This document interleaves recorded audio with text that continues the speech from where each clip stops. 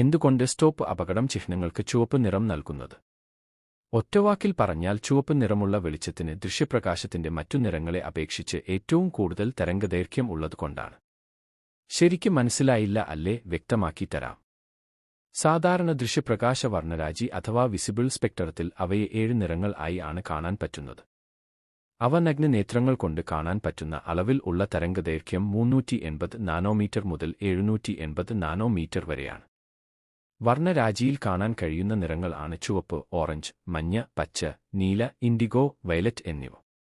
നമ്മുടെ മഴവില്ലിൽ കാണുന്നതുപോലെ അതിൽ ഓരോ നിറത്തിനും അതിൻ്റെതായ തരംഗദൈർഘ്യമുണ്ട്. അതിൽ കൂടുതൽ തരംഗദൈർഘ്യം ഉള്ളത് ചുവപ്പിന് ആണ് 780 നാനോമീറ്റർ. ഏറ്റവും കുറവുള്ളത് വയലറ്റ് നിറത്തിനും 380 നാനോമീറ്റർ.